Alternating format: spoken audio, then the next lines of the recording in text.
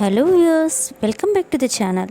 Friends, ఈ కేక్ని చూస్తుంటే అందరికి నవ్వుస్తుంది కదా. కానీ ఒకసారి టేస్ట్ చూసి చెప్పండి. మా ఇంట్లో అక్క కూతురు ఇది ట్రై చేసింది. ఎంత స్పంజీగా టేస్టీగా వచ్చిందంటే నమ్మలేమో. ఒకసారి మీరు కూడా ట్రై చేసినట్లయితే తెలుస్తుంది. ఫ్రెండ్స్, ముందుగా ఒక 4 eggsని మిక్సింగ్ బౌల్లో ఇలా అన్ని ఎగ్స్ని కూడా మిక్సీలో తీసుకొని బాగా గ్రైండ్ చేసుకోవాలి. ఇందులోనే 1 కప్పు వరకు పంచదార యాడ్ చేసి మరి ఒక 2 నిమిషాల పాటు బాగా మిక్సీ వేసేద్దాం. చూసారు కదా, అంతా ఎగ్ మిక్సీ మనకి బాగా మిక్స్ అయిపోయింది. ఇందులో 2 కప్పుల మైదాని యాడ్ చేసి మరొకసారిగా మొత్తం కలిసేలాగా తిప్పుకుందాం. ఇందులోనే చిటికెడు ఉప్పు, 1 టీ స్పూన్ బేకింగ్ సోడా లేదా బేకింగ్ సాల్ట్ ఉన్నట్లయితే యాడ్ చేసుకోండి. ఇదన్నిటి కూడా మరొకసారిగా మిక్సీ జార్లో వేసుకొని ఇందులో 1 కప్పు వరకు రిఫైన్డ్ సన్ఫ్లవర్ ఆయిల్ యూస్ చేసాం. ఇక్కడ ఆయిల్ ఎంత ఎక్కువ యూస్ చేస్తుంటే అంత సాఫ్ట్గా మనకి కేక్ అనేది రెడీ అవుతుంది.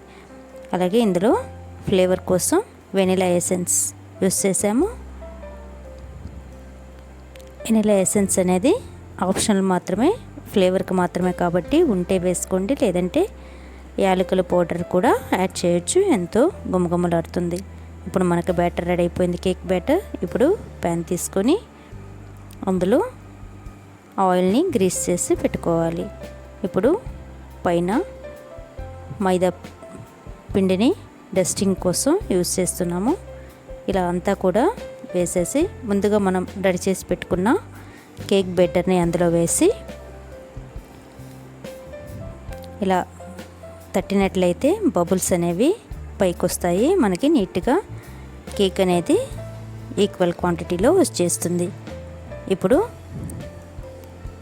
బేకింగ్ పాత్ర తీసుకొని అందులో ఇసుకను వేసి 15 నిమిషాల పాటు బాగా కాలనివ్వాలి.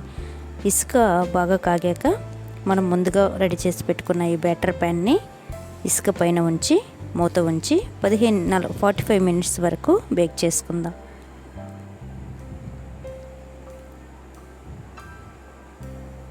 ఫార్టీ 45 మినిట్స్ తర్వాత చూసినట్లయితే మనకి కేక్ అనేది ఫ్లఫీగా ఎంతో ఉబ్బుతూ స్పంజీ కేక్ లాగా వచ్చేస్తుంది. దీన్ని మనం ఒక టూత్ పిక్స్తో కానీ శాక్ నైఫ్ సహాయంతో కానీ చూసినట్లయితే ఇది చక్కగా బేక్ అయిపోయినట్టు తెలుస్తుంది. సో ఇప్పుడు కాస్త ఆరనిచ్చి చుట్టూ ఇలా కట్ చేసి సర్వింగ్ ప్లేట్లో తీసేసుకోవాలి.